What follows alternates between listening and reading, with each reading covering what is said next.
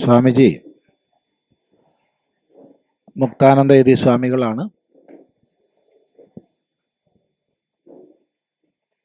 ദീർഘകാലമായി വേദാന്ത പ്രചരണ പ്രവർത്തനത്തിൽ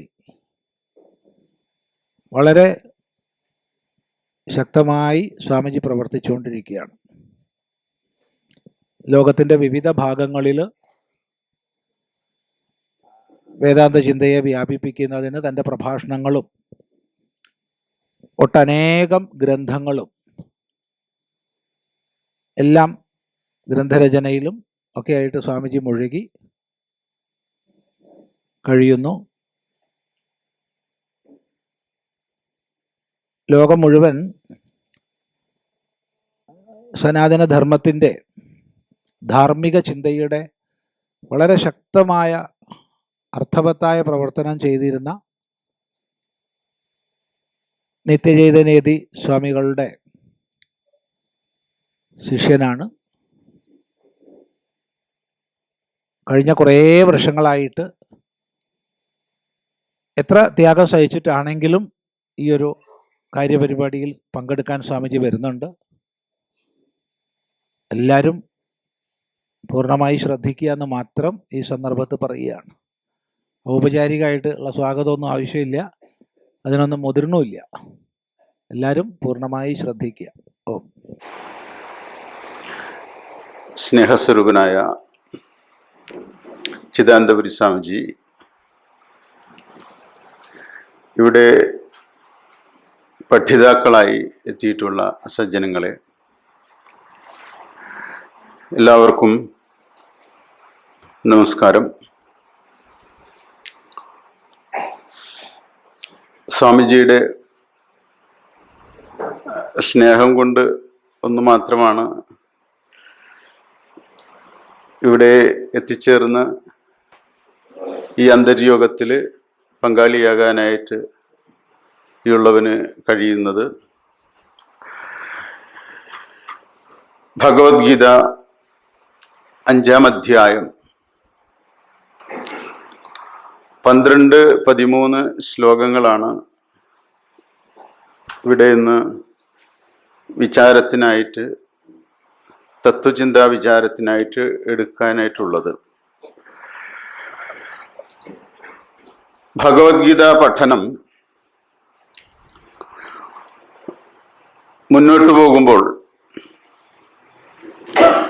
ഒരേ കാര്യം തന്നെ ആവർത്തിച്ച് പറയേണ്ടി വരും.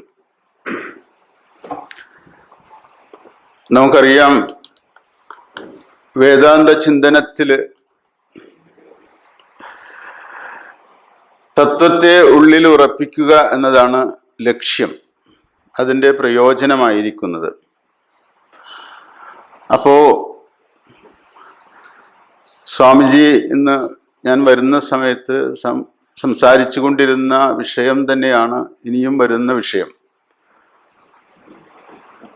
അതിൽ നമ്മളുടേതായ ഒരു വ്യക്തിത്വത്തിൻ്റെ ഭേദം മാത്രമേ ഉണ്ടാവുള്ളൂ.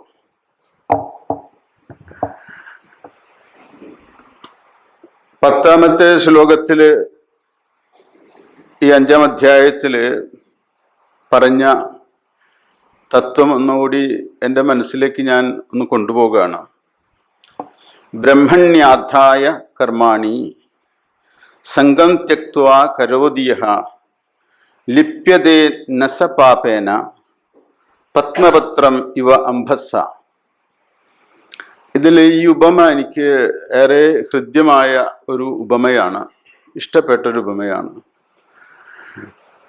പത്മപത്രം, താമരയില, അംബസ്സിൽ, വെള്ളത്തിൽ കിടക്കുന്നത് പോലെ.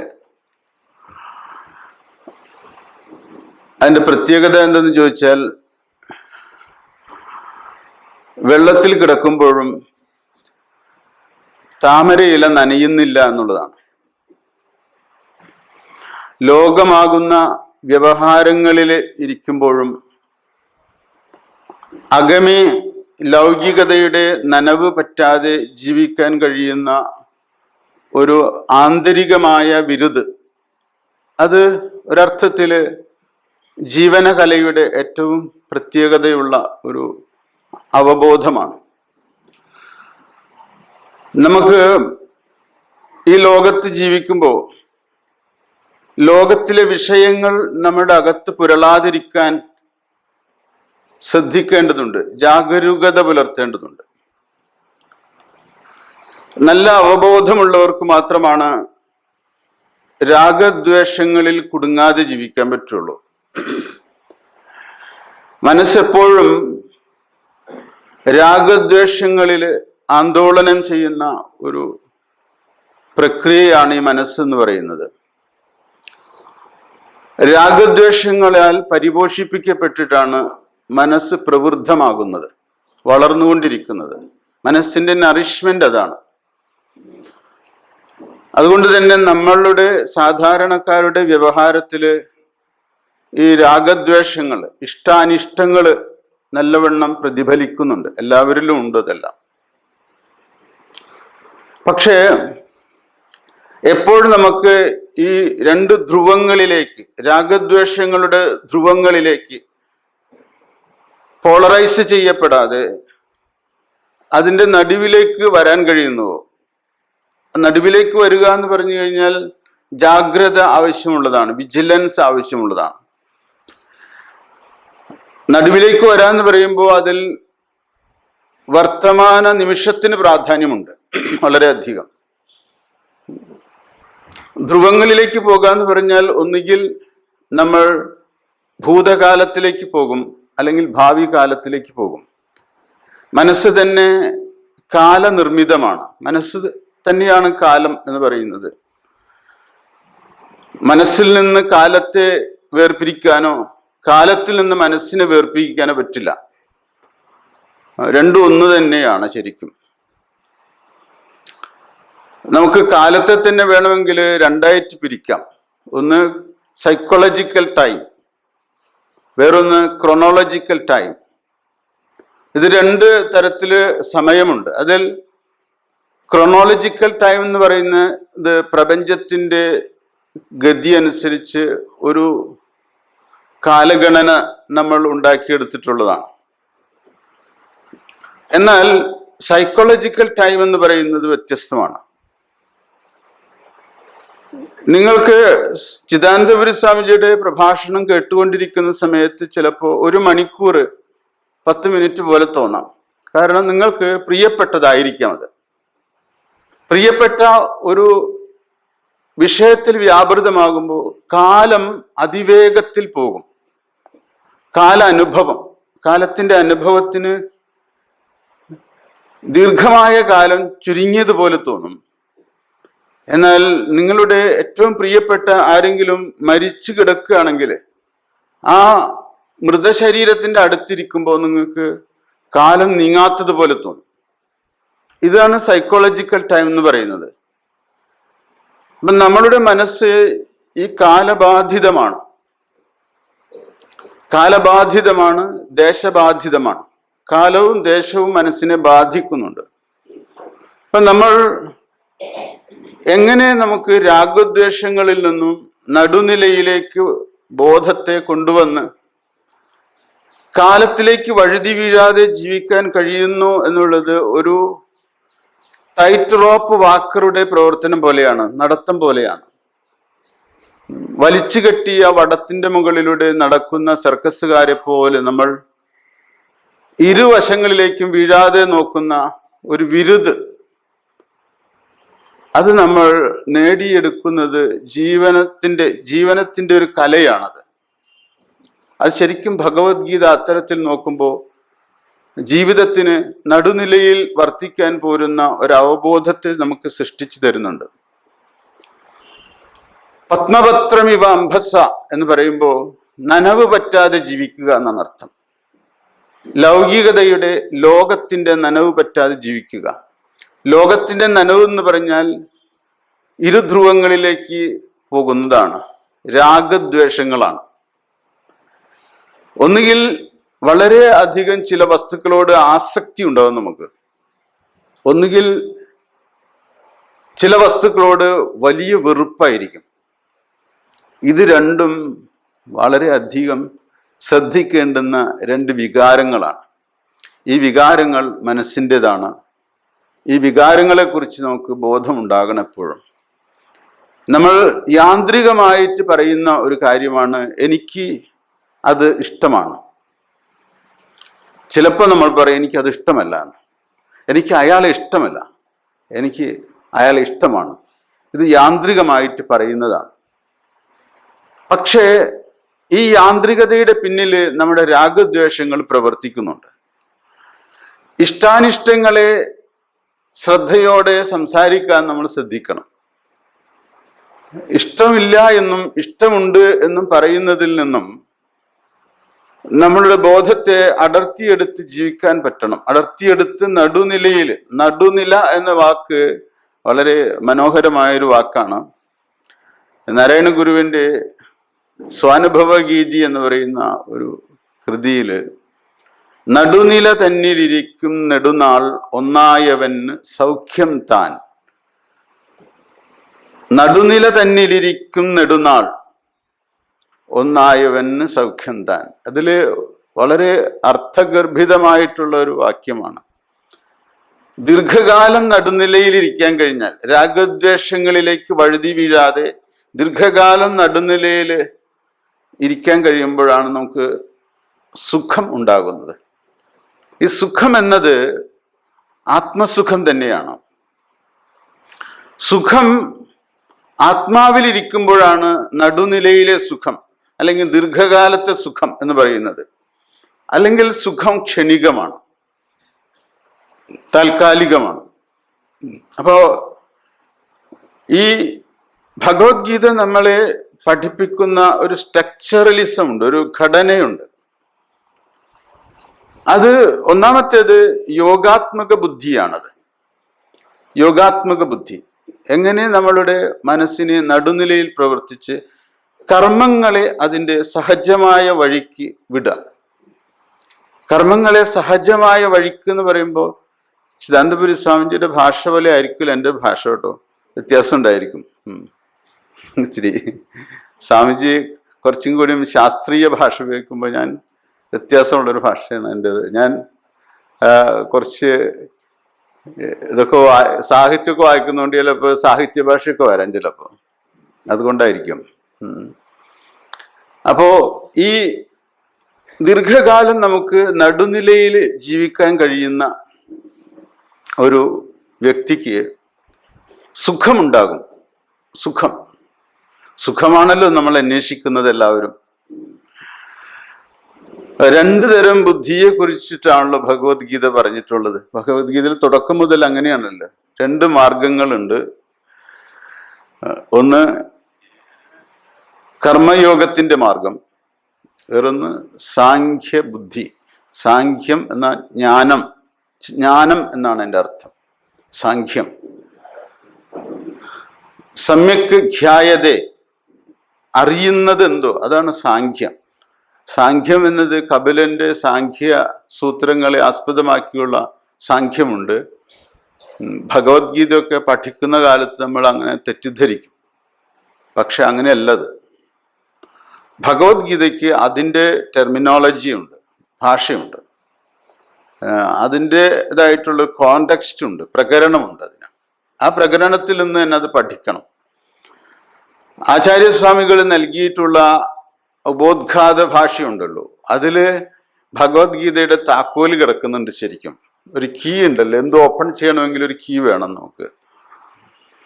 അതുകൊണ്ട് അത് ഗ്രഹിച്ചു കഴിഞ്ഞാൽ നമുക്ക് മറ്റ് അധ്യായങ്ങളിലേക്കൊക്കെ അനായാസം പ്രവേശിക്കാനായിട്ട് പറ്റും. ഇത് തന്നെയാണ് പ്രവൃത്തി ലക്ഷണവും നിവൃത്തി ലക്ഷണവുമാണ് പ്രതിപാദിക്കുന്നത്. പ്രവൃത്തി ലക്ഷണത്തോടൊത്ത ജീവിതചര്യയാണ് ഒരർത്ഥത്തില് കർമ്മയോഗമായിട്ട് മാറുന്നത്. നിവൃത്തി ലക്ഷണത്തോടു കൂടിയിട്ടുള്ളതാണ് സാഖ്യം, സന്യാസമായിട്ട് മാറുന്നത്. ഇത് രണ്ടും നമ്മൾ മനസ്സിൽ വെച്ചിട്ട് വേണം ഈ 5-ാം അധ്യായത്തില് 11-ാമത്തെ ശ്ലോകം നോക്കാനായിട്ട്. കായേന മനസാ ബുദ്ധിയ കേവലൈരിന്ദ്രിയൈരപി യോഗിന കർമ്മ കുർവന്തി സംഗം ത്യക്ത്വാ ആത്മശുദ്ധയേ കായേന മനസാ ബുദ്ധിയ കേവലൈഹി ഇന്ദ്രിയൈഹി അപി യോഗിന സംഗം ത്യക്ത്വാ ആത്മശുദ്ധയെ കർമ്മ കുർവന്തി. കർമ്മയോഗി എന്താണെന്ന് ഈ 11-ാമത്തെ ശ്ലോകത്തിൽ വ്യക്തമായിട്ട് പറയുന്നു. ആത്മശുദ്ധയെ എന്നതുകൊണ്ട് ആത്മാവിന് ഇനിയും ശുദ്ധീകരണം ആവശ്യമുണ്ടോ എന്ന് ചോദിക്കും നമ്മൾ. ആത്മാവിന് ഇനി ശുദ്ധീകരണം ആവശ്യമുണ്ടോ? അപ്പോൾ ആത്മാ എന്ന വാക്കുകൊണ്ട് അന്ധക്കരണം എന്ന് മനസ്സിലാക്കണം. ആത്മാ എന്ന പദം കൊണ്ട് അന്ധക്കരണം എന്നാണ് മനസ്സിലാക്കേണ്ടത്. അപ്പോൾ വാഗർത്ഥത്തിനേക്കാൾ ഉപരി ഒരു വിവക്ഷിത അർത്ഥമുണ്ട് അതിന്. അത് ഉദ്ദേശിക്കുന്ന ഒരർത്ഥത്തിലേക്ക് നമ്മൾ എടുക്കണം. അന്ധക്കരണത്തിന്റെ ശുദ്ധിക്ക് വേണ്ടിയിട്ട് യോഗികള് കർമ്മം ചെയ്യുന്നു. എങ്ങനെ? കായേന മനസ്സാ ബുദ്ധിയ കേവലൈർ ഇന്ദ്രിയൈരപി. ശരീരം കൊണ്ട്, മനസ്സുകൊണ്ട്, ബുദ്ധി കൊണ്ട്, ഇന്ദ്രിയങ്ങൾ കൊണ്ട്, കേവലൈഹി ഇന്ദ്രിയൈഹി, കേവലമായ ഇന്ദ്രിയങ്ങൾ കൊണ്ട് എങ്ങനെയാണ് ചെയ്യുന്നത് എന്നുള്ളതാണ് ഏറ്റവും പ്രധാനം. നമ്മൾ എന്ത് ചെയ്യുന്നു എന്നുള്ളതല്ല പ്രധാനം, എങ്ങനെ ചെയ്യുന്നു എന്നതാണ് പ്രധാനം. അതിൽ സംഘം ത്യക്ത്വ, സംഘത്തെ ത്യജിച്ചിട്ട് ചെയ്യണം.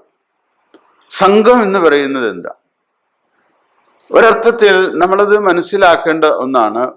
നമ്മൾ കർമ്മം ചെയ്യുമ്പോൾ കർമ്മഫലത്തിൽ ആഗ്രഹം ഉണ്ടാകുന്നത് സ്വാഭാവികമാണ്, എല്ലാവർക്കും ഉണ്ടല്ലോ. ഒരു കൃഷിക്കാരൻ കൃഷി ചെയ്യുന്ന സമയത്ത്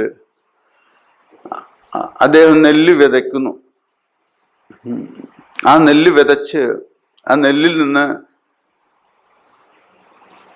നെൽമണികൾ ഉണ്ടാകാൻ അദ്ദേഹം ആഗ്രഹിക്കുന്നുണ്ട്. നെല്ല് വിതച്ചതിന് ശേഷം അദ്ദേഹം വെറുതെ ഇരിക്കല്ല, കളവറിക്കുന്നുണ്ട്, വളം ചെയ്യുന്നുണ്ട്, വെള്ളമൊഴിക്കുന്നുണ്ട്. അപ്പൊ അദ്ദേഹത്തിന് ആഗ്രഹമുണ്ട്, പ്രതീക്ഷയുണ്ട് അതിൽ. എന്നാൽ അതേസമയം അത് ആരെങ്കിലും ഒന്ന് നശിപ്പിച്ചു കഴിഞ്ഞാൽ ആ നെൽ ചെടികൾ മുഴുവനും മനുഷ്യനാകണമെന്നില്ല, വെട്ടുകിളികൾ വന്ന് നശിപ്പിക്കുകയാണെന്ന് വിചാരിച്ചു, പ്രാവുകൾ വന്ന് തിന്നുപോകുന്നു. അദ്ദേഹത്തിന് ഖിന്നതയുണ്ടാകും, ദുഃഖമുണ്ടാകും, വളരെ വിഷമമുണ്ടാകും അദ്ദേഹത്തിന്. എന്തുകൊണ്ടാ? അദ്ദേഹത്തിന് അതിൽ നിന്നൊരാഗ്രഹം, പ്രതീക്ഷയുണ്ട്. ആ പ്രതീക്ഷ വേണയോ വേണ്ടയോ എന്ന് ചോദിക്കും നമ്മൾ. അയാൾക്കത് പ്രതീക്ഷിച്ചുകൂടെ? പ്രതീക്ഷിക്കാനുള്ള അർഹതയെങ്കിലും അദ്ദേഹത്തിന് ഇല്ലേ എന്നൊക്കെ നമ്മൾ ചോദിക്കില്ലേ? ഭഗവത്ഗീത പ്രകാരം അദ്ദേഹം പ്രതീക്ഷിക്കാൻ പാടില്ല എന്ന് പറയാമോ എന്നൊക്കെ നമ്മൾ ചോദിക്കാം. ഇതൊക്കെ ആർക്ക് എങ്ങനെ ആഗ്രഹിക്കാം, ആർക്ക് ആഗ്രഹിക്കാൻ പാടില്ല എന്നുള്ളതൊക്കെ അധികാരി ഭേദങ്ങളാണ്. കൃഷിക്കാരന്റെ അധികാരം അനുസരിച്ച് അദ്ദേഹത്തിന് ആഗ്രഹിക്കാം. കൃഷിക്കാരൻ കർമ്മയോഗിയായാലോ ആഗ്രഹിക്കാൻ പാടില്ല.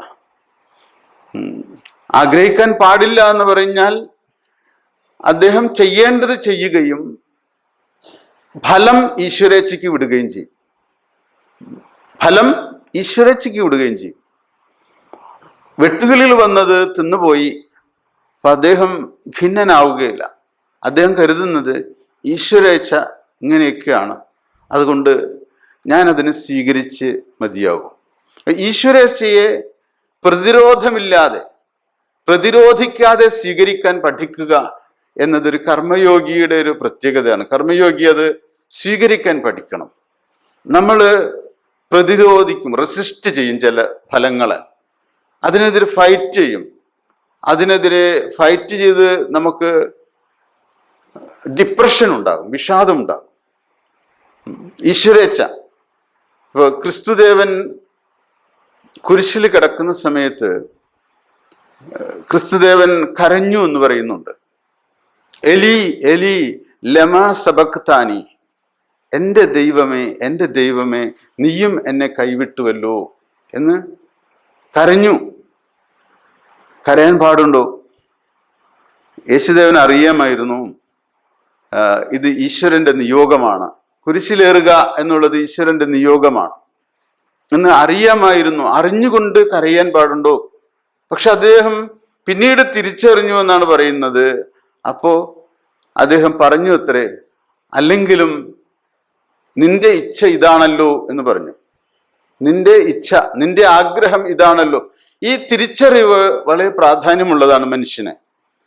നമ്മൾക്ക് വേദനിക്കാം ജീവിതത്തിൽ പലപ്പോഴും. ആഗ്രഹിച്ചത് നടക്കാതെ വരുമ്പോ, നമ്മൾ കാമിച്ചത് നടക്കാതെ വരുമ്പോ നമുക്ക് ദുഃഖം ഉണ്ടാകും, സ്വാഭാവികം. പക്ഷേ ആ ദുഃഖത്തെ മറികടക്കാനുള്ള ഏറ്റവും വലിയ മരുന്നും ഔഷധവും എന്ന് പറയുന്നത് ഈ തിരിച്ചറിവാണ്. ഈശ്വരന്റെ ഇച്ഛയാണല്ലോ ഫലം നിശ്ചയിക്കുന്നത്. അത് പ്രകാരം ഈശ്വരൻ എന്ത് നിശ്ചയിച്ചുവോ അത് സ്വീകരിക്കുക എന്നുള്ളത് നമ്മളുടെ സമാധാനത്തിനും ശാന്തിക്കും സുഖത്തിനും ഏറ്റവും നല്ലതാണ്. ഇത് ഒരർത്ഥത്തിൽ അന്ധക്കരണ ശുദ്ധി ഉണ്ടാകും. നമ്മൾ ആഗ്രഹിക്കാതെ കർമ്മം ചെയ്യുക എന്ന് പറഞ്ഞു കഴിഞ്ഞാൽ അതിൽ സ്വാതന്ത്ര്യമുണ്ട്. കർമ്മത്തെ കുറച്ചുകൂടി ലാളിത്യത്തോടെ ചെയ്യാൻ പറ്റും. ഇപ്പോ ഞാനൊരു ഉദാഹരണം പറയാം. ഒരിക്കല് നാരായണ ഗുരുദേവൻ കൊല്ലത്ത് ഒരു സ്ഥലത്ത്, അവിടെ വർക്കലയില് ഈ ശിവഗിരിയുടെ അടുത്തൊരു ഇംഗ്ലീഷ് മീഡിയം സ്കൂൾ ഉണ്ടാക്കാനായിട്ട് കുറച്ച് പണമൊക്കെ പിരിക്കാൻ വേണ്ടിയിട്ട്, അതിനുവേണ്ടി ഒത്തിരി പൈസ വേണം. അപ്പോൾ സജ്ജനങ്ങളുടെ അടുത്ത് പോയിട്ട് ഇത് പറയുമ്പോൾ അവരിത് ചെയ്യാനായിട്ട് എന്തെങ്കിലും പൈസ കൊടുക്കും. നല്ല കാര്യങ്ങൾ ചെയ്യാം എന്ന് വിചാരിച്ചിട്ട് ഗുരു കൊല്ലത്ത് കൂടെ പോകുന്ന സമയത്ത് അവിടെ ചട്ടമ്പി സ്വാമികള് പ്രാക്കുളം എന്ന് പറയുന്ന ഒരു തറവാട്ടില് വിശ്രമിക്കുന്നുണ്ടെന്ന് അറിഞ്ഞു. അന്ന് ചട്ടമ്പി സ്വാമികളുടെ ആരോഗ്യത്തിന് കുറച്ച് എന്തോ പ്രയാസം ഉണ്ടായിരുന്നു. അതുകൊണ്ട് വീട്ടിൽ തന്നെ കിടക്കാണ് എന്ന് മനസ്സിലാക്കിയിട്ട് ചട്ടമ്പി സ്വാമികളെ കാണാനായിട്ട് ഗുരുദേവൻ, ശിഷ്യന്മാരുണ്ടായിരുന്നു 1-2 പേരൊക്കെ. അപ്പൊ അവിടെ പോയപ്പോ ചട്ടമ്പി സ്വാമികൾ ഫലിതപ്രിയനാണല്ലോ, ഒരുപാട് ഫലിതങ്ങൾ പറയും, വളരെ തമാശകൾ പറയാൻ കഴിയുന്ന ഒരാളാണ് ചട്ടമ്പി സ്വാമികള്. അവരുടെ സൗഹൃദത്തിന്റെ സുതാര്യത കൊണ്ട് ചട്ടമ്പി സ്വാമികൾ സൗഹൃദ രൂപത്തിൽ പറഞ്ഞു, നാരായണ ഗുരുദേവനെ നോക്കിയിട്ട് പറഞ്ഞു, ഇപ്പോ പ്രവൃത്തിയാരുദ്യോഗമാണെന്ന് കേട്ടല്ലോ എന്ന് പറഞ്ഞു.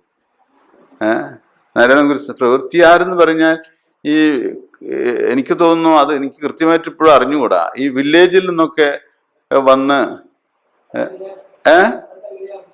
ഇപ്പോഴത്തെ വില്ലേജ് ഓഫീസർ, അത് ശരി, ഇപ്പോഴത്തെ വില്ലേജ് ഓഫീസറാണ് പഴയ പ്രവൃത്തിയാര്, കാര്യങ്ങൾ നടത്തുന്നത്. അപ്പോ ഈ വന്ന് ഇങ്ങനെ എല്ലാ വീടുകളിലും കയറി ഇങ്ങനെ പിരിക്കുന്നുണ്ടല്ലോ. അപ്പൊ തമാശ രൂപത്തിൽ പറഞ്ഞതാണെന്ന് തോന്നുന്നു. അപ്പൊ ഗുരുവിനും ചട്ടമ്പി സ്വാമികളുടെ ഫലിതത്തിന്റെ ആഴത്തിലുള്ള ആ ചോദ്യത്തിന്റെ പിന്നിലെ ഗുട്ടൻസ് മനസ്സിലായത് കൊണ്ടായിരിക്കാം ഗുരു പറഞ്ഞു, പ്രവൃത്തിയുണ്ട്, ആരില്ല എന്ന് പറഞ്ഞു. പ്രവൃത്തിയുണ്ട്, പ്രവൃത്തിയാർ എന്ന് പറയുന്നത് ഒരു വേട്. അതിനപ്പം തന്നെ ആ ഭാഷയുടെ നൈപുണ്യവും ചിന്തയുടെ സുതാര്യതയും കൊണ്ട് പ്രവൃത്തിയുണ്ട്, ആരില്ല എന്ന് പറഞ്ഞു. നോക്കൂ, എത്ര പെട്ടെന്നാണ് ഗീതയുടെ തത്വമായിട്ടത് മാറിയതെന്ന് അറിയാമോ? ആ ചോദ്യത്തില് കർമ്മമുണ്ട്, കർമ്മിയില്ല എന്നാണ്. എന്ന് പറഞ്ഞാൽ കർമ്മമുണ്ട്, പക്ഷെ ആ കർമ്മം കർത്തൃത്വരഹിതമാണെന്നാണ്. അപ്പോ ഭഗവത്ഗീതയെ ഇത്രയും ചെറിയ വാക്യത്തിലൂടെ പറയാൻ ഈ മഹാത്മാക്കൾക്ക് കഴിയുന്നു എന്നുള്ളതാണ്. ഇത് കേട്ട വഴിക്ക് ചട്ടമ്പി സ്വാമികൾ ഒത്തിരി, ആരോഗ്യം ക്ഷയിച്ചിരിക്കുന്ന സ്വാമികൾ ഒത്തിരി ചിരിച്ചു എന്നാ പറയുന്നത്. ചിരിക്കാന്ന് പറഞ്ഞു കഴിഞ്ഞാൽ ഇത്രയും നല്ല പ്രതിവചനം എവിടെ നിന്ന് കിട്ടാനാ, അല്ലേ? പ്രവൃത്തിയുണ്ട്, ആരില്ല. നമ്മുടെ ജീവിതവും അത്തരത്തിൽ നമുക്ക് മാറ്റിയെടുക്കാൻ കഴിയുന്നതാണ് ഗീതയുടെ സന്ദേശം. ശരിക്കും കർമ്മം ചെയ്യുകയും കർത്തൃത്വം അതിലില്ലാതിരിക്കുകയും ചെയ്യാം. ഇത് കർമ്മയോഗിയുടേതുമല്ല, ജ്ഞാനിയുടെ നിഷ്ഠയുടെ പ്രത്യേകതയാണത്. അപ്പൊ കർമ്മയോഗം ജ്ഞാനനിഷ്ഠയിലേക്ക് പരിണമിക്കുന്നതിനെ കുറിച്ചാണ് 12ാമത്തെ ശ്ലോകത്തിൽ പറയുന്നത്. യുക്ത കർമ്മഫലം ത്യക്ത്വാ ശാന്തിം ആപ്നോതി നൈഷ്ഠികീം അയുക്ത കാമകാരേണ ഫലേ സക്തോ നിബധ്യതേ. യുക്തഃ കർമ്മഫലം ത്യക്ത്വാ ശാന്തിം ആപ്നോതി നൈഷ്ഠികീം അയുക്തഃ കാമകാരേണ ഫലേ സക്തോ നിബധ്യതേ. യുക്തനെ കുറിച്ചും അയുക്തനെ കുറിച്ചുമാണ് ഈ ശ്ലോകത്തിൽ പ്രധാനമായിട്ടും പറയുന്നത്. യുക്തനും അയുക്തനും. യുക്തൻ എന്ന വാക്കിന് അർത്ഥം യോജിച്ചവൻ എന്നാണ്. എന്തുമായി യോജിച്ചവൻ? കർമ്മയോഗത്തിലേക്ക് യോജിച്ചവനാണ്. കർമ്മയോഗത്തിലേക്ക് യോജിച്ചവനാണ് യുക്തൻ. കർമ്മയോഗിയാണ് യുക്തൻ. ഒരർത്ഥത്തിൽ കർമ്മയോഗിയാണ് യുക്തൻ എന്ന് പറയുന്നത്. അയുക്തൻ എന്ന് പറഞ്ഞു കഴിഞ്ഞാൽ ഇവിടെ ആചാര്യസ്വാമികള് അർത്ഥം പറയുന്നത് യുക്തഃ ഈശ്വരായ കർമാണി ന മമ ഫലായ ഇതി ഏവം സമാഹിതഃ സൻ കർമ്മഫലം ഫലം ത്യക്ത്വാ. കർമാണി കർമ്മങ്ങള് മമ ഫലായ എനിക്ക് വേണ്ടിയിട്ട്. നമ്മളെല്ലാവരും അങ്ങനെ ചെയ്യുന്നത്. ഒരു കർമ്മം ചെയ്യുമ്പോൾ കുട്ടികളെ പഠിപ്പിക്കുന്നതൊക്കെ അങ്ങനെയാണല്ലോ. അവന് വേണ്ടിയിട്ട്, അവൾക്ക് വേണ്ടിയിട്ട്. ഇങ്ങനെയാണ് നമ്മളെല്ലാവരെയും പഠിപ്പിക്കുന്നതും നമ്മളെയൊക്കെ പഠിപ്പിച്ചിട്ടുള്ളതും. സമൂഹം അങ്ങനെയാണ് ചെയ്യുന്നത്. നമുക്ക് വേണ്ടിയിട്ട് നമ്മൾ ചെയ്യുന്നു. എന്നാൽ അങ്ങനെയല്ല ശരിക്കും കർമ്മയോഗിയെ പഠിപ്പിക്കുന്നത്. കർമ്മയോഗത്തിലേക്ക് പഠിപ്പിക്കേണ്ടത് ഈശ്വരായ എന്നാണ്. ഈശ്വരന് വേണ്ടിയിട്ട്, ഈശ്വര സമർപ്പിതമായിട്ട് കർമ്മം ചെയ്യാനാണ്. ഇപ്പൊ ഇതില് കർമ്മയോഗം മാറി ഭക്തിയോഗം ആകുമോ എന്നൊരു ചോദ്യം വരും. അപ്പൊ കർമ്മയോഗം ഭക്തിയോഗം വേർതിരിക്കാൻ പറ്റില്ല. ഒരർത്ഥത്തില് കർമ്മയോഗവും ഭക്തിയോഗവും വേർതിരിക്കാൻ പറ്റില്ല. കർമ്മയോഗവും ഭക്തിയോഗവും ഒന്നിച്ചേ പോകുള്ളൂ. ഇനി ഈശ്വര വിശ്വാസം ഇല്ലാത്ത ഒരാള് കർമ്മയോഗിയാകൂല്ല എന്ന് ചോദിക്കും. അപ്പൊ ഈശ്വര വിശ്വാസം ഇല്ല, എനിക്ക് ഈശ്വര വിശ്വാസം ഇല്ല എന്ന് വിചാരിക്കാം. അപ്പൊ എന്ത് ചെയ്യും? അയാൾക്ക് കർമ്മയോഗിയാകാൻ പറ്റില്ലേ? നിഷ്കാമ കർമ്മമാണ് കർമ്മയോഗിയുടെ ലക്ഷണം. കാമമില്ലാതിരിക്കുക. എവിടെയെങ്കിലും ഒരു നല്ല കാര്യത്തിന് വേണ്ടി കാമത്തെ വെക്കാതെ മനസ്സ് പ്രവർത്തിക്കുമോ? മനസ്സ് പ്രവർത്തിക്കില്ല. മനസ്സിന് എന്തെങ്കിലും ഒരു ഉദ്ദേശം വേണം. എല്ലാവരും എന്തെങ്കിലും ഒരു ഉദ്ദേശം വേണം. അപ്പോൾ നല്ലത് എന്ന രീതിയിൽ ഏറ്റവും ഉദാത്തമായതാണ് ഈശ്വര സമർപ്പിതം എന്ന് പറയുന്നത്. ഈശ്വരായ, ഈശ്വരന് വേണ്ടിയിട്ട് ചെയ്യുന്ന പറയുന്നത്. ഇനി അതല്ലാത്ത ചില രാഷ്ട്രീയ പ്രവർത്തകർക്ക് വേണമെങ്കിൽ ചെയ്യാവുന്നത് ലോകഹിതത്തിനായിട്ട് ചെയ്യാം, മനുഷ്യർക്ക് അല്ലെങ്കിൽ പ്രകൃതിക്ക്. ഇതൊക്കെയാണ് ആളുകള് കർമ്മയോഗയുടെ ചിത്തശുദ്ധിക്കും ആന്തരിക ശുദ്ധിക്കും വേണ്ടിയിട്ട്. അതിനും പ്രയോജനമില്ല എന്ന് പറയാൻ പറ്റില്ല. ഇപ്പൊ ചില ആളുകൾ പ്രകൃതിക്ക് വേണ്ടിയിട്ട് ജീവിക്കണവരുണ്ട്. വളരെയധികം ആളുകൾ പ്രകൃതി ജീവനം, പ്രകൃതിയുടെ പരിരക്ഷണം, സംരക്ഷണം എന്നൊക്കെ പറഞ്ഞ് നടക്കുന്നു. അത് നല്ല കാര്യമാണല്ലോ, പ്രകൃതിയെ സംരക്ഷിക്കുന്നത്. അപ്പൊ അതും ആന്തരിക ശുദ്ധീകരണം ഉണ്ടാക്കുന്നതാണ്. ഈശ്വര ആയ എന്നുള്ള ഈശ്വര സമർപ്പിതമായി ചെയ്യുന്ന അത്ര വരുമോ എന്ന് ചോദിച്ചു കഴിഞ്ഞാൽ അതൊക്കെ ഓരോ മാനദണ്ഡം അനുസരിച്ചാണ്. വരുമോ വരില്ലേ നമുക്ക് അറിഞ്ഞുകൂടാ. പക്ഷെ അതിലും ഫലമുണ്ട് എന്നുള്ളതാണ്. എന്താണ് ഈ ആന്തരിക ശുദ്ധീകരണം അല്ലെങ്കിൽ ചിത്തശുദ്ധീകരണം, അന്ധകരണ ശുദ്ധീകരണം എന്ന് പറഞ്ഞു കഴിഞ്ഞാൽ അന്ധകരണത്തെ അശുദ്ധമാക്കുന്നത് എന്താ? അന്ധകരണത്തെ അശുദ്ധമാക്കുന്നത് എന്താ ശരിക്കും? എന്താ? സ്വാർത്ഥത. ഇവിടെ പറയുന്നത് കാമമാണ്. അന്ധകരണത്തെ അശുദ്ധമാക്കുന്നത് കാമമാണ്. കാമത്തിന് ഒരുപാട് അർത്ഥമുണ്ട് കേട്ടോ, വ്യാപ്തിയുള്ള അർത്ഥമുണ്ട് കാമത്തിന്. സാധാരണ ആളുകൾ കാമം എന്ന് പറയുമ്പോൾ സ്ത്രീ പുരുഷ ബന്ധങ്ങളിൽ മാത്രം ഒതുങ്ങി നിൽക്കുന്ന ഒരു കാമത്തെക്കുറിച്ച് മനുഷ്യന് സംസാരിച്ച മനസ്സിലാകുന്നുള്ളൂ ഈ നാട്ടില്. പക്ഷെ കാമം എന്ന് പറയുന്നത് ഒരു വിഷയം നമുക്ക് സുഖം നൽകുമെന്നുള്ള തെറ്റിദ്ധാരണയൊക്കെ അപ്പില്ല, തെറ്റിദ്ധരിക്കുന്നവനില്ല. സുഖം നൽകുന്ന ധാരണയാൽ എന്ന് തന്നെ പറയണം. തെറ്റിദ്ധാരണ എന്നിപ്പം നമ്മൾ പറയുന്നത് മാത്രം. ഒരു വസ്തു സുഖം നൽകും എന്നുള്ളൊരു ധാരണയാല് ആ വസ്തുവിന് വേണ്ടി ആഗ്രഹിക്കുകയും പ്രവർത്തിക്കുകയും ജീവിതത്തെ അർപ്പിക്കുകയും ചെയ്യുന്നതാണ് കാമം എന്ന് പറയുന്നത്. അത് സാധാരണ വിഷയങ്ങൾ മുതൽ ലോകത്തില് സ്വർഗം വരെ നമുക്ക് കാമിക്കാം. സ്വർഗകാമികളുണ്ടല്ലോ അല്ലെ, ധാരാളം ആളുകളുണ്ട് സ്വർഗകാമികൾ. ഈ ലോകത്ത് മോക്ഷകാമികളെക്കാൾ കൂടുതൽ സ്വർഗകാമികളാണ്, സ്വർഗം കാമിക്കുന്നവരാണ്. ഒരു സ്വർഗകാമിയായ ഒരാള് പറയുന്നത് ഞാൻ കേട്ടു. ഇങ്ങനെ സ്വർഗത്തിൽ പോയിട്ട് സുന്ദരികളുമായിട്ട് ജീവിക്കാലോ എന്ന് ആഗ്രഹിച്ചുകൊണ്ട് അയാൾ ജീവിക്കുകയാണ്. നോക്കൂ, മനുഷ്യന്റെ കാമന പോകുന്നത്. ഈ ലോകത്ത് അങ്ങനെയൊക്കെ ആയിക്കഴിഞ്ഞാൽ മാത്രമാണ് പ്രയാസമുള്ളൂ. പരലോകത്ത് എന്നാൽ അങ്ങനെ പ്രയാസമില്ല എന്ന് വിചാരിക്കുകയാണ്. പരലോകത്ത് അതിനുള്ള ലൈസൻസ് ഉണ്ട്. അതുകൊണ്ട് ഈ ലോകത്ത് ഇല്ലെങ്കിലും പരലോകത്ത് എന്നിട്ട് എനിക്കത് വേണം എന്ന് ആഗ്രഹിക്കുന്നവരുണ്ട്, അങ്ങനെയുണ്ട്. പക്ഷേ എല്ലാ കാമനകളും ബന്ധനത്തെ ഉണ്ടാക്കുന്നതാണ്.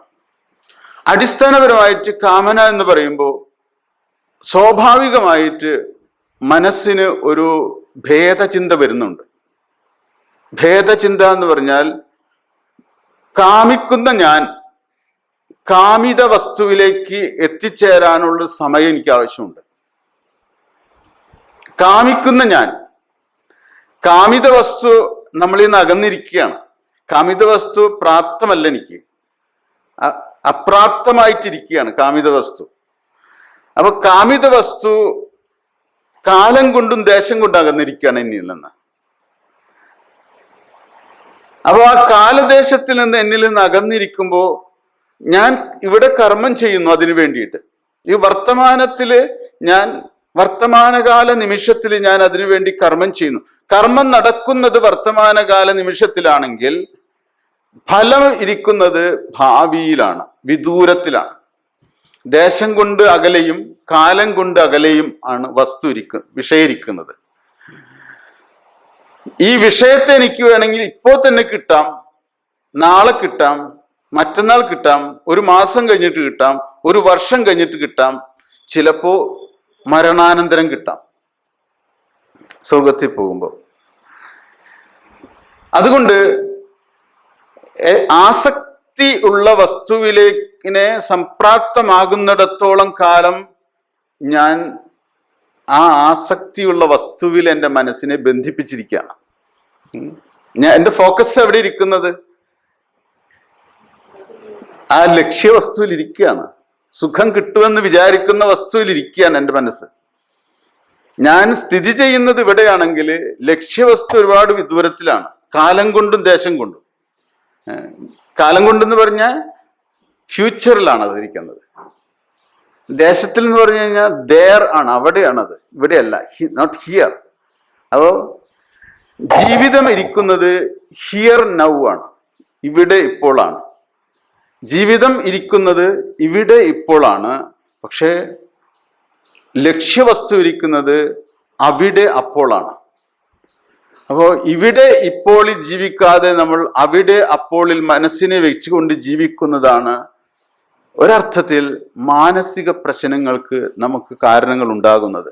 അതിന് സാധാരണ അർത്ഥത്തിൽ സ്കിസോഫ്രേനിയ, സ്പ്ലിറ്റ് പേഴ്സണാലിറ്റി എന്ന് പറയും. നമ്മളെല്ലാവർക്കും അങ്ങനെയൊക്കെ തന്നെയാണ്.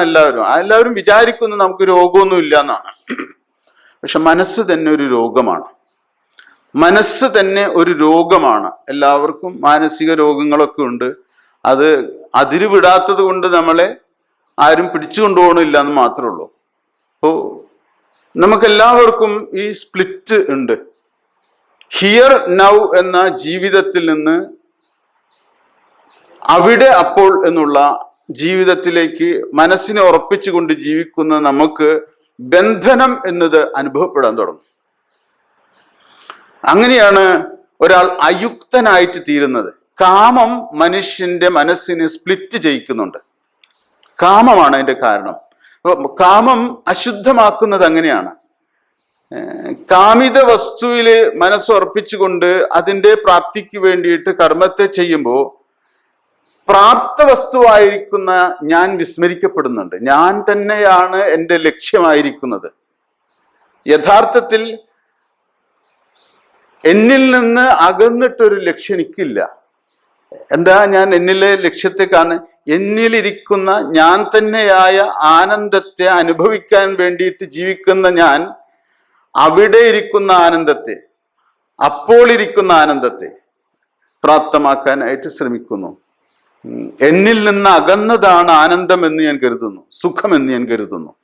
കാമം സുഖവിഷയത്തെ നമ്മിൽ നിന്ന് അകറ്റി നിർത്തുന്നു. കാമ്യവസ്തു നമുക്ക് സംപ്രാപ്തമായാൽ ഉടൻ കാമ്യവസ്തുവിലുള്ള സുഖം നഷ്ടപ്പെടാൻ തുടങ്ങും. അനുഭവിച്ചിട്ടുണ്ടെങ്കിൽ നമുക്കറിയാം. നമ്മൾ ഇഷ്ടപ്പെട്ട ആഗ്രഹിച്ച് കിട്ടിയ ഒരു വസ്തു സുഖം തരുമെന്ന് വിചാരിച്ച് അത് കയ്യിലേക്ക് വന്ന് ആ നിമിഷം മുതൽ ഡിമിനിഷിങ് ആകാണ് ആ സുഖം. അതെന്നിട്ട് ന്യൂട്രലൈസ് ചെയ്തിട്ട് നെഗറ്റീവ് ആകാൻ തുടങ്ങും. ആ വസ്തു നെഗറ്റീവ് ആകും, ആദ്യം ന്യൂട്രലൈസ്ഡ് ആകും. സുഖം അശേഷം കുറഞ്ഞു വന്ന് അവസാനം അത് വിപരീതമാകാൻ തുടങ്ങും. ആ വസ്തു ദുഃഖം ഉണ്ടാക്കും ആ വസ്തു. അപ്പോൾ പ്രാപിച്ച വസ്തു നമുക്ക് ദുഃഖത്തെ തരും. സ്വാഭാവികമാണ്. കുറെ കണ്ടിട്ടുള്ളതാണല്ലോ നമ്മൾ, അല്ലേ? എല്ലാവരും നമുക്ക് അനുഭവം ഉള്ളതാണെല്ലാം. ഒരുപാട് ഉദാഹരണങ്ങളുണ്ട്. ഉദാഹരണങ്ങളൊക്കെ പറയാൻ പോയാൽ നമ്മൾക്ക് നമ്മുടെ ജീവിതം ഓർമ്മ വരും. അതുകൊണ്ട് യുക്ത കർമ്മഫലം തെക്വ ശാന്തിം ആപ്നോതി നൈഷ്ഠികം. കർമ്മഫലം ത്യജിച്ചിട്ട്, അപ്പൊ കർമ്മഫലത്തിൽ നിന്ന് മനസ്സിനെ വിടിവിച്ചു കഴിഞ്ഞാൽ കർമ്മഫലത്തെക്കുറിച്ചുള്ള ആകാംക്ഷയോ ഉത്കണ്ഠയോ ഒക്കെ നമുക്ക് ഡിസ്കണക്ട് ചെയ്യണം. ഇത് പറ്റുമോ മനുഷ്യനെന്ന് ചോദിക്കും. പറ്റണമെങ്കിൽ നമ്മൾ എന്ത് ചെയ്യണം? വർത്തമാനകാല നിമിഷത്തിൽ ജീവിക്കാൻ പഠിക്കണം. അത് ഈ നിമിഷത്തിലേക്ക് വരാം. ഇന്നത്തെ കാലത്തിന്റെ ഏറ്റവും അമൂല്യമായ ഒരു ദർശനം എന്ന് പറയുന്നത് ഇന്നിലേക്ക് വരുവാനാണ്. പക്ഷേ ഭഗവത്ഗീത അത് തന്നെയല്ലേ പറയുന്നത് ശരിക്കും. പക്ഷെ ഭഗവത്ഗീത അങ്ങനെ പറയുന്നില്ല എന്ന് മാത്രമേ ഉള്ളൂ.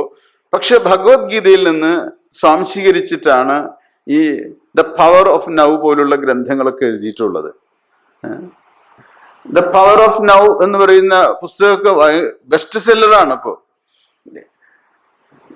ഈ വർത്തമാനകാല നിമിഷം ആത്മാവിന്റെ സ്വച്ഛതയാണ്, ആത്മാവിന്റെ സുതാര്യതയാണ്, ആത്മാവിന്റെ ക്ലാരിറ്റിയാണത്. നമ്മൾ മനസ്സിനെ ഭൂതകാലത്തിൽ നിന്നും ഭാവി കാലത്തിൽ നിന്നും വർത്തമാനകാലത്തിലേക്ക് ഉറപ്പിക്കുന്നതിനെയാണ് ഒരർത്ഥത്തിൽ ജ്ഞാനപ്രതിഷ്ഠ എന്ന് പറയുന്നത്.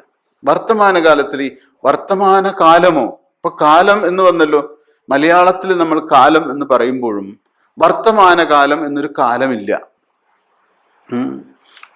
ആകെ 2 കാലമേ ഉള്ളൂ. ആ 2 കാലങ്ങള് ഭാവി കാലവും ഭൂതകാലവുമാണ്. വർത്തമാനകാലം എന്ന് പറയുന്ന ഒരു കാലമില്ല. അത് അകാലമാണത്, കാലരഹിതമായിട്ടുള്ള സ്ഥിതിയാണ്. എപ്പോൾ നമ്മൾ വർത്തമാനം എന്ന് പറയുന്ന വർത്തിക്കുന്ന നിമിഷത്തെയാണ് വർത്തമാനം എന്ന് പറയുന്നത്. സ്ഥിതി ചെയ്യുന്ന ഇപ്പോൾ ഇവിടെ എന്ന സ്ഥിതിക്ക് പറയുന്ന പേരാണ് വർത്തമാനം എന്ന്. ആ വർത്തമാന നിമിഷത്തിലേക്ക് വരുന്ന നിമിഷം തന്നെ കാലം ഡിസപ്പിയർ ചെയ്യാൻ തുടങ്ങും. നമ്മളിൽ നിന്ന് കാലബോധം ഡിസപ്പിയർ ചെയ്യാൻ തുടങ്ങും.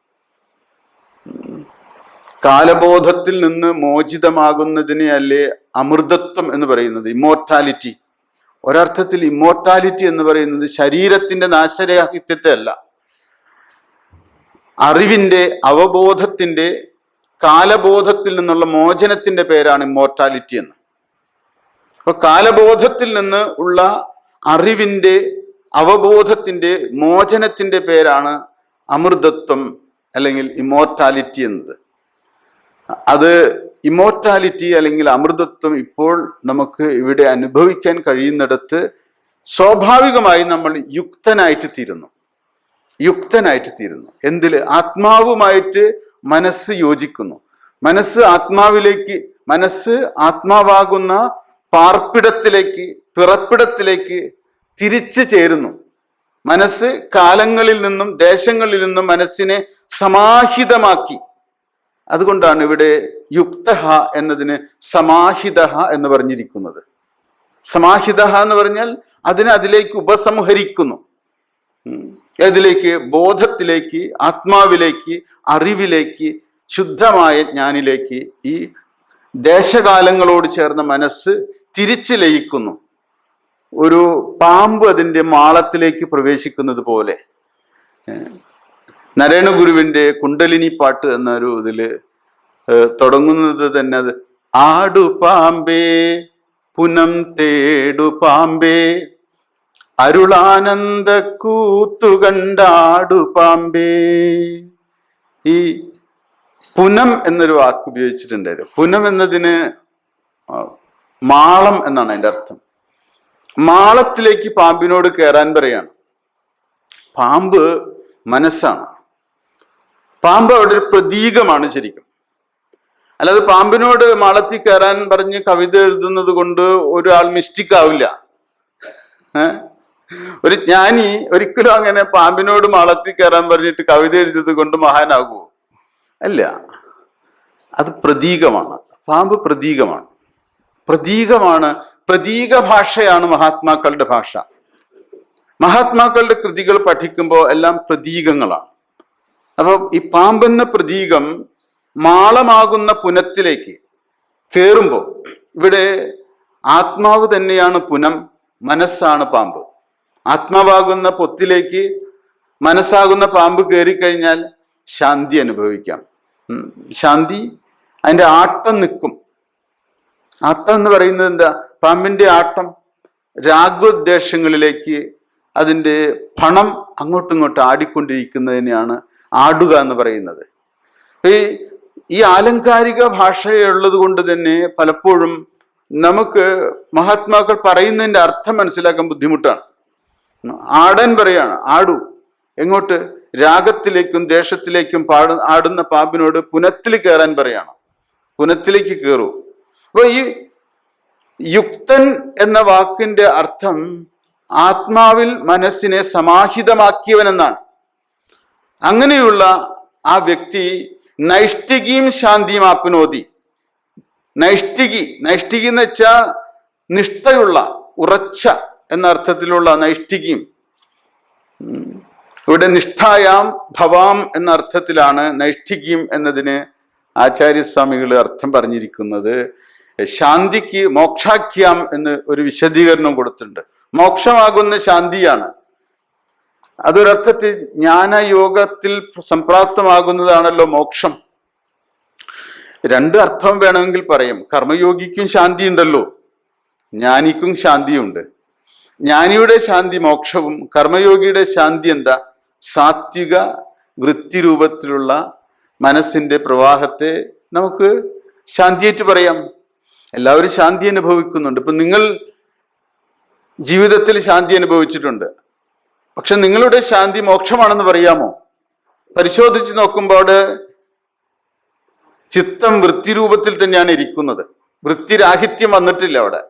പിന്നെ ഏത് തരത്തിലുള്ള വൃത്തിയാണ് ചിത്തത്തിൻ്റെ എന്ന് ചോദിച്ചാൽ സാത്വിക വൃത്തി രൂപത്തില് സമാന വൃത്തി പ്രവാഹത്തിൽ ചിത്തം പ്രവർത്തിക്കുമ്പോൾ അത് ശാന്തിയാണ്. ആ ശാന്തി ആർക്കൊക്കെ അനുഭവിക്കാം? എല്ലാവർക്കും അനുഭവിക്കാം. സാധാരണക്കാർക്ക് അനുഭവിക്കാം. ഐൻസ്റ്റീന് ശാന്തി കിട്ടിയിട്ടുണ്ടോ? ശാന്തി കിട്ടിയിട്ടുണ്ടായിരിക്കാം. കാരണം അദ്ദേഹം ദീർഘസമയം ഒരേ കാര്യത്തിൽ വ്യാപൃതമാകുമ്പോൾ മനസ്സിന് സമാന വൃത്തിപ്രവാഹം ഉണ്ടാകും. ഒരേ ലക്ഷ്യത്തിലേക്ക് മനസ്സ് അചഞ്ചലമായിട്ട് ഇങ്ങനെ ആ ഭംഗങ്ങളില്ലാത്ത വിധത്തിൽ ഒരേ വൃത്തി തന്നെ പ്രവഹിക്കുമ്പോൾ ഒരു ശാന്തിയുണ്ട്, ഒരു സുഖമുണ്ട്. ഒരു ആർട്ടിസ്റ്റിനുണ്ടാകാം, നർത്തകിക്കുണ്ടാകാം, പാട്ടുകാരനുണ്ടാകാം. അപ്പോ അത്തരം ശാന്തിക്ക് നൈഷ്ഠികയും അതുപോലെ മോക്ഷാഖ്യാം എന്നുള്ള വിശദീകരണം ആവശ്യമില്ല. ഇനി യോഗസൂത്രത്തിൽ തന്നെ സംപ്രജ്ഞാതം അസംപ്രജ്ഞാതം എന്ന രണ്ട് സമാധികളെ കുറിച്ച് പറയുന്നുണ്ട്. സംപ്രജ്ഞാതത്തിൽ വൃത്തിയുണ്ട്, അസംപ്രജ്ഞാതത്തിൽ അതില്ല. അപ്പൊ അങ്ങനെ നോക്കിയാലും ഈ രണ്ട് അർത്ഥത്തിൽ നമുക്ക് ചേരാവുന്നതാണ്. സ്വാമിജി ഇതിൽ എഴുതിയിട്ടുള്ളത് നൈഷ്ഠികയും ശാന്തിയുമാണ്. ഒരർത്ഥത്തിൽ അത് ആത്യന്തികമായിട്ടുള്ള ലക്ഷ്യമാണ്. നൈഷ്ഠികയും ശാന്തി മോക്ഷമാണത്. അയുക്ത കാമകാരേണ, അയുക്തൻ കാമകാരേണ ഫലേ സക്തോ നിബദ്ധ്യത, ഫലത്തിൽ സക്തനായിട്ട് നിബദ്ധനായിട്ട് തീരുന്നു, ബന്ധിതനായിട്ട് തീരുന്നു. അയുക്തൻ ആരാണ് ശരിക്കും? കാമമുള്ളവൻ ആരോ അവൻ അയുക്തൻ തന്നെയാണ്. ഫലത്തില് മനസ്സിനെ ബന്ധിച്ചവൻ തന്നെയാണ് അയുക്തൻ. ഫലത്തിലാണ് അവൻ ബന്ധിച്ചിരിക്കുന്നത്. മനസ്സ് ബന്ധിതമായിരിക്കുന്നത് ഫലത്തിലാണ്, ഫ്യൂച്ചറിലാണത്. അത് ഭാവിയിൽ നടക്കേണ്ടുന്ന കാര്യമാണ്. അപ്പൊ മനസ്സ് സ്പ്ലിറ്റായിരിക്കാണ്, വിഭക്തമായിട്ടിരിക്കുകയാണ് മനസ്സ് അവന്റെ. അപ്പൊ അയുക്തനാണ് അവൻ, യോജിച്ചിരിക്കാത്തവനാണ്. അതിന്റെ അർത്ഥം അതാണ്, യോജിച്ചിരിക്കാത്തവനാണ്. അപ്പൊ നമ്മൾക്കും സാധാരണ ലൗകികാർത്ഥത്തിൽ എടുത്താൽ തന്നെയും മനസ്സിന് തന്നെ ഒരുപാട് ഭൂമികകളുണ്ട്. ശിഥിലമായിരിക്കുന്ന അവസ്ഥയുണ്ട് മനസ്സ്. ക്ഷിപ്തം, വിക്ഷിപ്തം, മൂഢം, നിരുദ്ധം, ഏകാഗ്രം എന്ന 5 തരത്തിൽ മനസ്സിന്റെ പലതരത്തിലുള്ള വൃത്തികൾ നമുക്ക് യോഗസൂത്രത്തിൽ പഠിക്കാൻ പറ്റും. ക്ഷിപ്തം എന്ന് പറഞ്ഞു കഴിഞ്ഞാൽ സ്കാറ്റേഡ് ആയിട്ടുള്ള മനസ്സ്, വളരെ സ്കാറ്റേഡ് ആയിരിക്കുക. ഇവിടെ നിങ്ങൾ ശ്രദ്ധിച്ചുകൊണ്ടിരിക്കുന്ന നേരത്തെ തന്നെ വേറെ അപ്പുറത്ത് ആരെങ്കിലും അപ്പം ചുടുന്നുണ്ടെങ്കിൽ അതിന്റെ ഓർമ്മ വരും. പപ്പടം വറക്കുന്നുണ്ടെങ്കിൽ പപ്പടത്തിന്റെ ഓർമ്മ വരും. അപ്പൊ തന്നെ ഇവിടേക്ക് ശ്രദ്ധിക്കാൻ നോക്കും. അപ്പൊ ഇവിടെ നിന്നും ശിഥിലമായിട്ട് ശ്രദ്ധ വികേന്ദ്രീകൃതമായിട്ട് തീരും, ഏകാഗ്രത ഇല്ലാതിരിക്കും. അപ്പൊ ശ്രദ്ധയ്ക്ക് ഭംഗം ഉണ്ടാക്കുന്നത് ക്ഷിപ്തമാണ്. അതിന്റെ കാരണം എന്താന്ന് ചോദിക്കും. അപ്പൊ നമ്മള് മനസ്സിന് എന്തെങ്കിലും കുഴപ്പം പറ്റുമ്പോൾ ആദ്യം അതിന്റെ കുഴപ്പം പുറത്ത് വെക്കുന്ന ഒരു ബാഹ്യ വസ്തുവിനെ ചൂണ്ടിക്കാണിച്ചു പറയും, നീയാണ് അതിന്റെ കാരണം എന്ന് പറയും. ഭാര്യയെ അല്ലെങ്കിൽ ഭർത്താവിനെ അല്ലെങ്കിൽ കൂട്ടുകാരനെയൊക്കെ കുറ്റപ്പെടുത്തും. അടിസ്ഥാനപരമായിട്ട് അതാണോ നമ്മുടെ മനസ്സിന്റെ ക്ഷിപ്തത്തിന് കാരണം? അടിസ്ഥാനപരമായിട്ട് മനസ്സിലെ രജസ്സിന്റെ പ്രബലതയാണ് അതിന്റെ കാരണം. രജസ് ശക്തമാകാണ്. രജസ് വർദ്ധിക്കുന്ന സമയത്ത് നമ്മുടെ മനസ്സ് ക്ഷിപ്തമാകുന്നത്, അത് ഏകാഗ്രമാകുന്നതോ സത്വം പ്രബലമാകുമ്പോൾ. സത്വഗുണം പ്രബലമാകുമ്പോൾ ഏകാഗ്രമാകും. എന്നാൽ രജസ് പ്രബലമാകുമ്പോൾ അത് ക്ഷിപ്തമാകും, അത് സ്കാറ്റേഡ് ആകും മനസ്സ് തന്നെ. പക്ഷെ നമ്മൾ കുറ്റപ്പെടുത്തുന്നത് ആരെയാണ്? ഭർത്താവിനെയോ ഭാര്യയെയോ ചുറ്റുപാടുള്ള ആരെങ്കിലുമൊക്കെ ശത്രുവായിട്ട് കാണും നമ്മൾ, അല്ലേ? നമ്മൾ ഒരിക്കലും നമ്മുടെ ചിത്തത്തിന്റെ ഭൂമികയിലേക്ക് തിരിഞ്ഞിട്ട് അവിടെ നടക്കുന്ന സൂക്ഷ്മതലത്തിലുള്ള പ്രവർത്തനങ്ങളെ മനസ്സിലാക്കുന്നില്ല. അപ്പൊ നമ്മൾ കറക്റ്റ് ചെയ്യേണ്ടത് ശരിക്കും നമ്മളുടെ ചിത്തത്തെയാണ്. നമ്മൾ കറക്റ്റ് ചെയ്യേണ്ടത് വ്യക്തികളെ അല്ല. ഒരർത്ഥത്തിൽ പലപ്പോഴും ശത്രുക്കളായിട്ട് മാറുന്നത് അങ്ങനെയല്ലേ. ശത്രുക്കളെ സൃഷ്ടിക്കുകയല്ല ചെയ്യേണ്ടത്, നമ്മളെ കറക്റ്റ് ചെയ്യാനാണ് ശ്രമിക്കേണ്ടത്. ഇനി അടുത്ത ശ്ലോകത്തിലേക്ക് കടക്കാം. ഞാൻ ഇവിടെ കിട്ടിയ ചെറിയ സമയം കൊണ്ട് നിങ്ങളുമായിട്ട് എൻ്റെ ഒരു 12 മണി വരെ, എത്ര വരെ? 11:30 അല്ലേ? കുറച്ചുകൂടി സമയമുണ്ട്, അപ്പൊ നമുക്ക് സംസാരിക്കാം. അപ്പൊ അടുത്ത ശ്ലോകത്തിലേക്ക് കടക്കാം. അപ്പോഴാണ് നമുക്ക് അടുത്തെന്ന് പറയാൻ പറ്റുള്ളൂ. 12 കഴിഞ്ഞ് 13.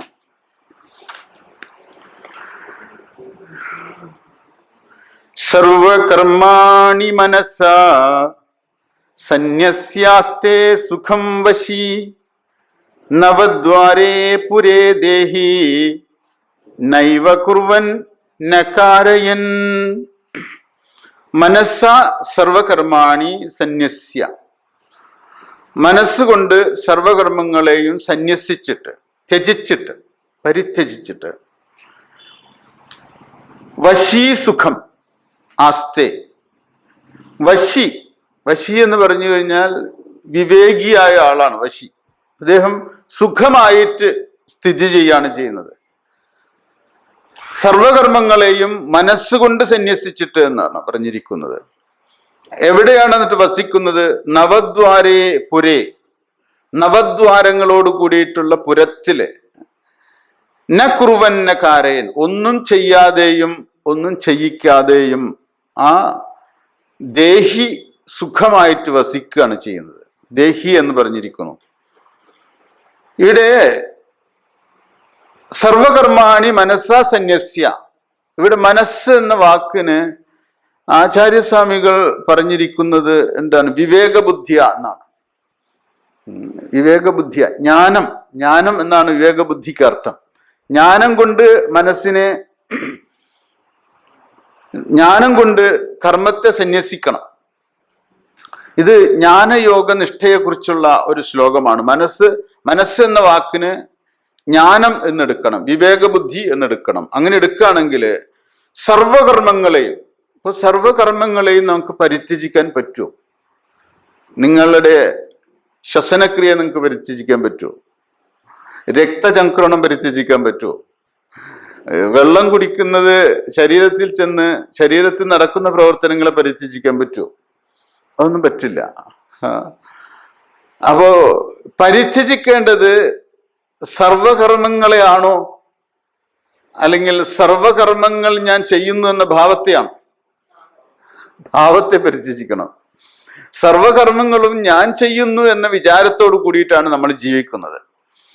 അങ്ങനെ സർവകർമ്മങ്ങളും ഞാൻ ചെയ്യുന്നു എന്ന ഭാവത്തിന്റെ പേരാണ് കർത്തൃത്വ ബുദ്ധി എന്ന്. കർത്തൃത്വ ബുദ്ധി, ഡുവർഹുഡ്. ഇംഗ്ലീഷിൽ ഡുവർഹുഡ് എന്നാണ് ഇതിന് പറയാം. ഞാൻ ചെയ്യുന്നു. വാസ്തവത്തിൽ ആരാ ചെയ്യുന്നത്? ഞാനാണോ ശ്വസിക്കുന്നത്? ഞാനാണോ ശ്വസിക്കുന്നത് ശരിക്കും? പക്ഷെ ഞാൻ ശ്വസിക്കുന്നു എന്നല്ല പറയുന്നത്. വാസ്തവത്തിൽ ആരാ ശ്വസിക്കുന്നത്? ആരാ ശ്വസിക്കുന്നത്? നമുക്ക് ഭഗവത്ഗീതയിൽ തന്നെ പറയും, പ്രകൃതേ ക്രിയമാണാനി ഗുണൈ കർമാണി സർവശഃ ഇതി മന്യതേ. വളരെ ഏറ്റവും കോറായിട്ടുള്ള ഒരു ശ്ലോകമാണത്. അതിലെല്ലാം പറയുന്നുണ്ട്. പ്രകൃതേ ക്രിയമാണാനി, പ്രകൃതിയുടെ ഗുണങ്ങൾക്കനുസരിച്ച് ക്രിയകൾ നടക്കും. ഗുണൈഹി, ഗുണങ്ങൾക്കനുസരിച്ചിട്ട്. ഗുണം എന്ന് പറഞ്ഞാൽ സത്വം, രജസ്, തമസ്. ഇതാണ് പ്രകൃതി എന്ന് പറയുന്നത്. ആ പ്രകൃതിയുടെ ഗുണങ്ങൾക്കനുസരിച്ച് കർമ്മങ്ങൾ നടക്കും. പക്ഷേ ഒരാളുണ്ട്, അഹങ്കാരിയായ ഒരാൾ, അഹങ്കാര വിമൂഢാത്മ, അഹങ്കാരം കൊണ്ട് മോഹിതനായ ഒരാള് നമ്മളിലുണ്ട്. അയാൾ പറയും ഞാൻ ശ്വസിക്കുന്നു എന്ന്. പ്രകൃതി ചെയ്യുന്ന ശ്വസനക്രിയയെ ഞാൻ പറയുകയാണ് ഞാൻ ശ്വസിക്കുന്നു എന്ന്. അഹങ്കാര വിമൂഢാത്മ, അയാൾ അഹങ്കാരിയാണ്, അയാൾ അഹങ്കാരി. അയാളുടെ പ്രത്യേകത എന്താ? കർത്ത അഹം ഇതി മന്യതേ, ഞാൻ കർത്താവാണ് എന്നുള്ള ആ ഉത്തരവാദിത്തം ഏറ്റെടുക്കും. ഇത് വലിയൊരു ബാധ്യതയാണ് നമ്മൾ ഏറ്റെടുക്കുന്നത്. നമ്മൾ പലതും ഏറ്റെടുക്കും. ഇതങ്ങനെ പെട്ടെന്ന് ബാധ്യത മാറ്റാൻ പറ്റുമോ? അപ്പൊ ആളുകൾ ചോദിക്കും, ഇങ്ങനെ നെഗറ്റീവായിട്ട് ചോദിക്കുന്ന ഒരു ചോദ്യമുണ്ട്, ഒരാളെ കൊന്നിട്ട് ഞാൻ കൊന്നിട്ടില്ല എന്ന് പറഞ്ഞാലോ എന്ന്. ഭഗവത്ഗീതയുടെ തത്വം വെച്ചിട്ട് ഒരാളെ കൊന്നിട്ട് ഞാൻ അകർത്താവാണെന്ന് പറഞ്ഞാലോ എന്നൊക്കെ ചോദിക്കും, അല്ലേ? കുത്സിതമായ ചോദ്യങ്ങൾ ചോദിക്കാമല്ലോ ആളുകൾക്ക് വേണമെങ്കിൽ. അപ്പോ പ്രകൃതിയുടെ ഗുണങ്ങളെ പ്രകൃതിക്ക് നല്ലവണ്ണം കൊണ്ടുപോകാൻ അറിയാം. പ്രകൃതി ഒരു വ്യക്തിയെ സത്വഗുണത്തിലൂടെ വളർത്തി ജ്ഞാനനിഷ്ഠനാക്കി കഴിഞ്ഞാൽ ആ ജ്ഞാനനിഷ്ഠനിൽ നിന്ന് ഒരു ചെറുജീവിക്ക് പോലൊരു നോവുണ്ടാവില്ല. ആ ജ്ഞാനനിഷ്ഠന്റെ പ്രകൃതി പ്രവർത്തിച്ചാലേ, ഗുരുവിൻ്റെയൊക്കെ അനുകമ്പാദശകത്തിൽ ഗുരു പറയുന്നത്, ഒരു പീഡ എറുമ്പിനും വരുത്തരുത്. ഒരു ഉറുമ്പിന് പീഡ വരുത്തരുന്നത് നമ്മുടെ കൺസിഡറേഷനിൽ ഇല്ലാത്തതാണ്. മനുഷ്യനെ കൊല്ലുന്ന കാര്യത്തെക്കുറിച്ചാണ് ചർച്ച വെച്ചിരിക്കുന്നത്, അല്ലേ? നമ്മള് അതിനടുത്ത് ഉറുമ്പിന്റെ കാര്യം എടുത്തിട്ടാണോ? അപ്പോ ഗുരു ഒരു ഉറുമ്പിന് പോലും പീഡ വരുത്തരുതെന്ന് പറയുമ്പോ അവരുടെ ബോധത്തില് ഹിംസ എന്ന് പറയുന്നത് ഇല്ല എന്നുള്ളതാണ്. അപ്പൊ ഒരു ജ്ഞാനനിഷ്ഠന് ഹിംസയില്ല. അയാൾക്ക് എങ്ങനെ കൊല്ലാൻ കഴിയും? ആൾക്കൊന്നിനെയും കൊല്ലാൻ കഴിയില്ല. ആൾ ഒന്നിനെയും ഡെലിബറേറ്റ് ആയിട്ട് കൊല്ലില്ല. ഡെലിബറേഷൻ ഇല്ല. ഡെലിബറേഷൻ ഈഗോയുടെ ഭാഗമാണ്. അഹങ്കാരയിൽ നിന്നാണ് ഡെലിബറേഷൻ വരുന്നത്. ഡെലിബറേറ്റ് എന്ന് പറയുന്നത് എന്താ? അഹങ്കാരത്തിന് ഡെലിബറേറ്റ്, സ്വേച്ഛാപരമായിട്ട്. ഇച്ഛയില്ലാത്ത ആൾക്ക് എന്ത് സ്വേച്ഛ? ഇച്ഛ ഈശ്വരനെ അർപ്പിച്ചു കഴിഞ്ഞാൽ, ഇച്ഛ ഈശ്വരനിൽ അർപ്പിച്ചു കഴിഞ്ഞാൽ പിന്നെ അദ്ദേഹത്തിന് എന്തിച്ഛ? ഈശ്വരാർപ്പിതം നേച്ഛയാകൃതം ചിത്തശോധകം മുക്തി സാധകം. ഈശ്വരാർപ്പിതം ന ഇച്ഛയാകൃതം, ന ഇച്ഛയ, ഇച്ഛയില്ല. അങ്ങനെ ചെയ്യുന്ന കർമ്മങ്ങളാണ് ശരിക്കും കർമ്മയോഗയില് ചിത്തശുദ്ധീകരണത്തിന് വരുന്നത്. അത് ഈ നവദ്വാരത്തോട് കൂടിയിട്ടുള്ള ശരീരത്തിൽ ഇരുന്നു കൊണ്ട് ചെയ്യുന്നു. ഇതൊക്കെ ഒത്തിരി ചർച്ചകൾ ഈ ശ്ലോകത്തിൽ വരുന്നുണ്ട്. സ്വാമിജി നിങ്ങൾക്കൊക്കെ എടുത്തു തരുമായിരിക്കും അതും ചർച്ചകള്. നവദ്വാരം, നമ്മുടെ ശരീരം എന്ന് പറയുന്ന ഒരു സിറ്റിയാണ്, ശരിക്കും പുരമാണ്. പുരം എന്ന് പറയുന്ന നഗരമാണ് ഈ ശരീരം. ഈ ശരീരത്തിൽ ഇരുന്നു കൊണ്ട് ആരാണ് ശരീരത്തിൽ ഇരിക്കുന്നത്? ആത്മ ശരീരത്തിൽ ഇരിക്കുകയാണ്. ഇതൊരു നല്ലൊരു വീക്ഷണമാണെന്ന് നമുക്ക് തോന്നുന്നുണ്ട് അല്ലേ? ഞാൻ ഈ ഹാളിൽ ഇരിക്കുന്നു എന്ന് നിങ്ങൾ പറയും. അപ്പൊ ആരാണ് ഈ ഹാളിൽ ഇരിക്കുന്നത്? ആത്മാവാണോ ഇരിക്കുന്നത്? ശരീരമാണോ ഇരിക്കുന്നത്? ഹാളിലിരിക്കുന്നത് ആരാ? ഞാൻ ഈ ഹാളിൽ ഇരിക്കുകയാണെന്ന് പറയുമ്പോ നിങ്ങളുടെ മനസ്സിൽ എന്താ വരുന്നത്? ഈ ശരീരം ഹാളിൽ ഇരിക്കുന്നു എന്നല്ലേ? ഞാൻ ശരീരത്തിൽ ഇരിക്കുന്നു എന്ന് പറഞ്ഞാലോ? ശരീരത്തിൽ ഇരിക്കുന്നു എന്ന് പറഞ്ഞ ശരീരം എന്തായി പോയി? ഹാളായി മാറി അല്ലേ? ശരീരം എന്നിൽ നിന്ന് വേറിട്ടൊന്നായിട്ട് മാറി. നവദ്വാരത്തോടു കൂടിയ ഈ നഗരത്തിൽ ഇരിക്കുന്ന ഞാൻ നഗരമല്ല, ശരീരമല്ല, ഞാൻ വേറെയാണ്. ഈ ഹാളിലിരിക്കുന്ന ഞാൻ എന്ന് പറയുമ്പോൾ ഈ ശരീരം ഹാളിലിരിക്കുന്നു. ഹാള് നിങ്ങളുടെ ശരീരമാണോ? അല്ല. നിങ്ങൾ ഈ ഹാളിലിരിക്കുമ്പോൾ ശരീരത്തിൽ നിന്ന് വേറിട്ടൊരു ഹാളുണ്ട്.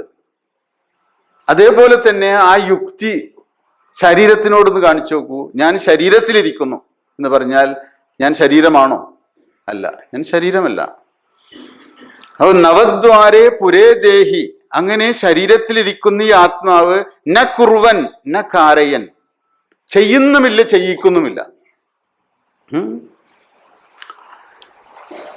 ഈ ആത്മാവ് കർത്താവല്ല, ആത്മാവ് ഒരു ഡുവറല്ല.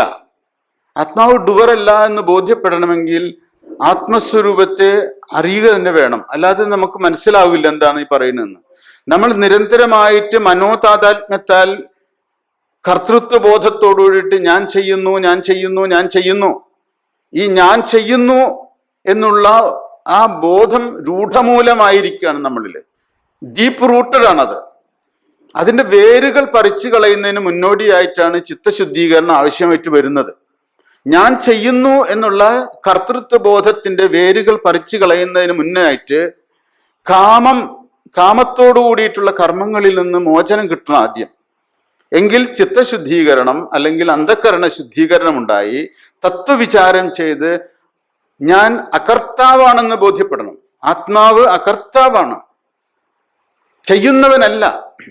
ചെയ്യുന്നവനില്ല എന്ന് പറയുമ്പോൾ നമ്മുടെ കോമൺ യുക്തിയൊന്നും അങ്ങോട്ട് കയറുന്നില്ല. പിന്നെ ആര് എന്ന് ചോദിക്കും. ഞാൻ ചെയ്യുന്നില്ലെങ്കിൽ പിന്നെ ആര്? അതുകൊണ്ട് ഈശ്വരനാണ് ചെയ്യുന്നത്. അപ്പൊ ഈശ്വരനോട് പോയി ചോദിക്കുകയാണ് നമ്മൾ, ഈശ്വര അങ്ങാണോ ഇതൊക്കെ ചെയ്യുന്നത്?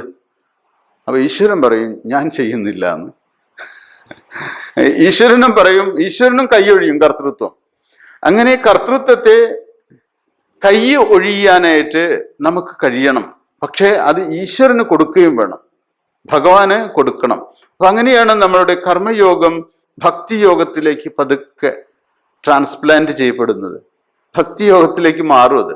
ഭക്തി ഉണ്ടെങ്കിൽ വളരെ എളുപ്പത്തിൽ കർമ്മയോഗം അനുശീലിക്കാനായിട്ട് പറ്റും. ഭക്തിയിലൂടെ ചിത്തശുദ്ധി കൈവരിക്കാൻ വളരെ അനായാസം നമുക്ക് കഴിയുകയും ചെയ്യും. തത്വവിചാരത്തിലൂടെ ഈ ആത്മബോധം തെളിഞ്ഞുകൊണ്ട് അകർത്താവായിട്ട് ഈ ഭൂമിയിൽ ഇവിടെ ഇപ്പോൾ സുഖത്തോടു കൂടി ജീവിക്കാനായിട്ട് കഴിയും. ആ സുഖത്തിൽ നിങ്ങൾ സ്വാർത്ഥമായിട്ടുള്ള സുഖം അനുഭവിക്കുകയല്ല ചെയ്യുന്നത്, നിസ്വാർത്ഥമായിട്ടുള്ള സുഖം അനുഭവിക്കുകയാണ് ചെയ്യുന്നത്.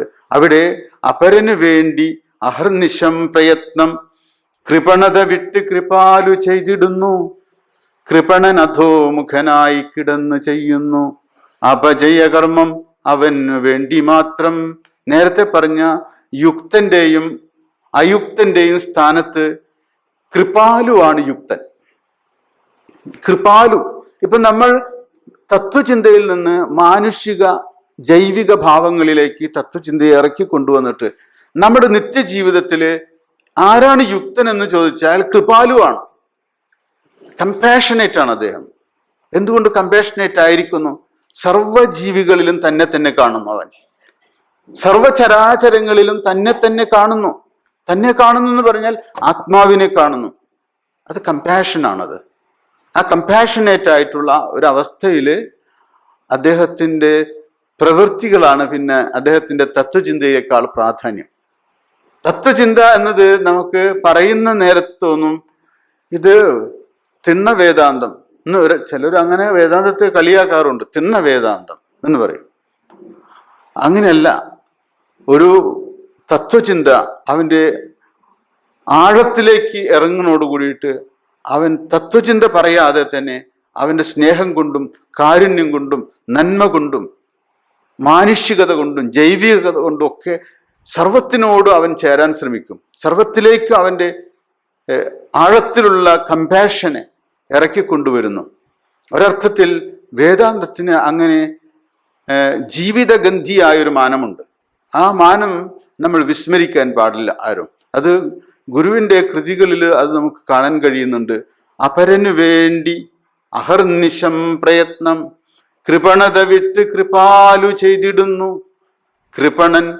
കൃപണൻ എന്ന് പറഞ്ഞു കഴിഞ്ഞാൽ അയുക്തൻ എന്നാണ്, സ്വാർത്ഥൻ. കൃപണൻ അധോമുഖനായി കിടന്ന് ചെയ്യുന്നു അപജയകർമ്മം. അവനു വേണ്ടി മാത്രം. അവൻ സെൽഫിഷാണ്, അവൻ അയുക്തനാണ്. അവൻ അവൻ്റെ സുഖത്തിന് വേണ്ടി മാത്രം കർമ്മങ്ങൾ ചെയ്യുന്നു. കൃപാലു സർവ്വ ജീവജാലങ്ങൾക്കും വേണ്ടി ജീവിക്കുന്നു. നാം അയുക്തനായിട്ടുള്ള സ്വാർത്ഥനായിട്ടുള്ള കൃപണൻ അവന് വേണ്ടി മാത്രം ജീവിക്കുന്നു, അവൻ്റെ ശരീരത്തിന് വേണ്ടി മാത്രം ജീവിക്കുന്നു. ഈ അവന് വേണ്ടി മാത്രം ജീവിക്കുന്നു എന്ന് പറയുമ്പോൾ ആത്മാവിന് വേണ്ടി ജീവിക്കുന്നതല്ല, ശരീരത്തിന് വേണ്ടി മാത്രം, ശരീരസുഖത്തിനും അവൻ്റെ ശരീരത്തിനോട് ചേർന്ന് നിൽക്കുന്ന ആളുകളുടെ സുഖത്തിനും വേണ്ടി മാത്രം ജീവിക്കുന്നു. അത്തരം സുഖങ്ങളുടെ ലോകത്ത് നിന്ന് ഒരു ജ്ഞാനിയുടെ, ഒരു കർമ്മയോഗിയുടെ ജീവിത നിലവാരം സർവചരാചരങ്ങളുടെയും സുഖത്തിനു വേണ്ടിയിട്ട് പരിണമിക്കുന്നു എന്നതാണ് ഈ തത്വചിന്തയുടെ ദാർശനികതയുടെ മഹിമയായിട്ട് ഭാരതീയ ഋഷിമാർ എണ്ണിയിട്ടുള്ളത്. അതുകൊണ്ട് നമ്മളുടെ ജീവിതത്തിലും എന്ത് അറിഞ്ഞാലും അത് നമ്മുടെ പ്രായോഗിക ജീവിതത്തെ കൂടുതൽ നനവുള്ളതും ആർദ്രവുമാക്കി തീർക്കേണ്ടതുണ്ട്. തീർച്ചയായിട്ടും ഭഗവത്ഗീത പഠനം നമ്മളുടെ ജീവിതത്തെ കുറച്ചുകൂടി ആർദ്രതയിലേക്കും നന്മയിലേക്കും ഒക്കെ പരിവർത്തിക്കാൻ ഇടവരുത്തട്ടെ എന്ന് മാത്രം പറഞ്ഞുകൊണ്ട് ഈ ഉള്ള എൻ്റെ വാക്കുകൾ ഉപസംഹരിക്കുന്നു. നമസ്കാരം. ഓം. ചോദിക്കാലോ?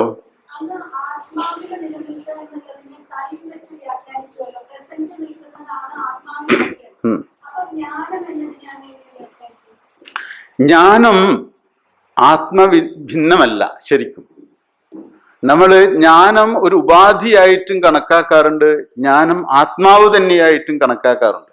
രണ്ട് തരത്തില് ജ്ഞാനത്തെ ഒരു മാർഗമായിട്ടും ജ്ഞാനത്തെ ഒരു ലക്ഷ്യമായിട്ടും നമുക്ക് ഒരേ സമയം കണക്കാക്കാം.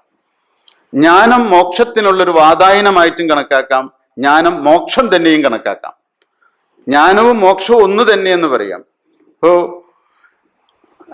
എനിക്ക് ഒരു ശ്ലോകം ഓർമ്മ വരുന്നത് ആത്മോപദേശ ശതകത്തില് നാരായണ ഗുരു പറയുന്നുണ്ട്, അറിവിനെ വിട്ട് അധ ഞാനുമില്ല എന്നെ പിരിയുകിലില്ല അറിവും. ഞാനും അറിവും എന്ന് വെച്ച ബോധം, ഞാനും അറിവും രണ്ടല്ല, ഒന്ന് തന്നെയാണ്. അറിവിലൂടെ ഞാൻ എന്നെ കണ്ടെത്തല്ല ചെയ്യുന്നത്, അറിവ് ഞാനെന്നറിയുകയാണ്. അറിവ് ഞാനിലേക്കുള്ള വാതായനമല്ല, അറിവ് ഞാൻ തന്നെയാണ്.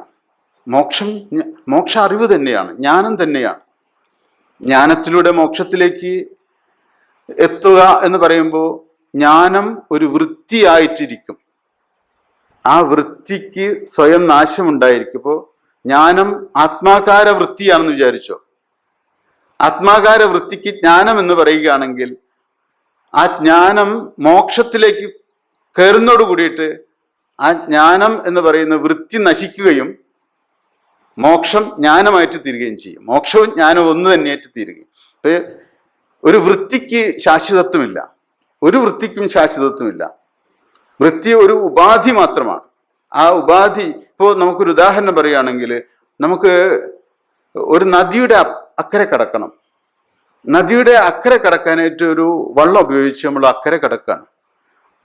അക്കരെ കടന്നു കഴിഞ്ഞാൽ നമ്മൾ എന്ത് ചെയ്യും? വള്ളം തലയിലെടുത്ത് വെച്ച് നടക്കുവോ? ആ വൃത്തി എന്നെ സഹായിച്ചതല്ലേ, അല്ലെങ്കിൽ ആ വള്ളം എന്നെ സഹായിച്ചതല്ലേ, അതുകൊണ്ട് ആ വള്ളം തോളിലെടുത്ത് വെച്ച് പോകാം. ആരും വിചാരിക്കില്ല, ആ വള്ളം അവിടെ തന്നെ ഉപേക്ഷിക്കും.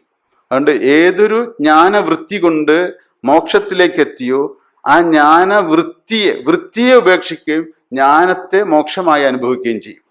ജ്ഞാനം മോക്ഷമായിരിക്കുകയും വൃത്തി കളയുകയും ചെയ്യും. ആ വൃത്തി ചുടലക്കൊള്ളി പോലെയാണെന്ന് ആചാര്യസ്വാമികൾ പറയും.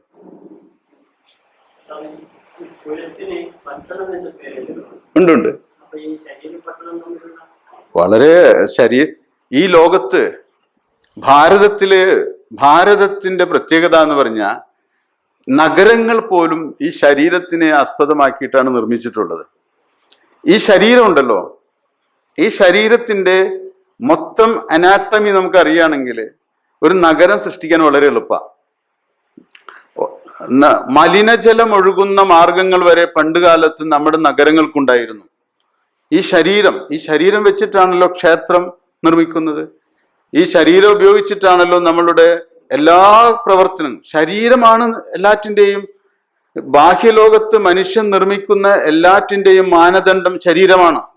ശരീരത്തിൻ്റെ ഫിസിയോളജിയും ബയോളജിയും അനാട്ടമിയും മനസ്സിലാക്കിക്കൊണ്ടാണ് നമ്മളുടെ ആർക്കിടെക്ചറൽ സ്കില്ലുകളൊക്കെ ഇതുവരെ വന്നിട്ടുള്ളത് ഈ ഭാരതത്തിലെ. അതുകൊണ്ട് നഗരം നിർമ്മിക്കണമെങ്കിൽ നമ്മുടെ ശരീരത്തെ നോക്കിയിട്ട് നിർമ്മിക്കാം. അങ്ങനെ നിർമ്മിച്ചിട്ടുള്ള നഗരങ്ങളാണ് ഭാരതത്തിൻ്റെ പഴയ കാലത്തൊക്കെ ഉണ്ടായിട്ടുള്ളത്. ഇപ്പോഴും നളന്ദ, തക്ഷശില, മോഹൻജദാരോ, ഹാരപ്പ സംസ്കാരങ്ങളിലൊക്കെ ഓവുചാലുകൾ ഉണ്ടായതായിട്ട് പറയപ്പെടുന്നുണ്ട്. അഴുക്ക് പോകുന്ന കനാലുകൾ അതിലുണ്ടാക്കിയിട്ടുണ്ട്.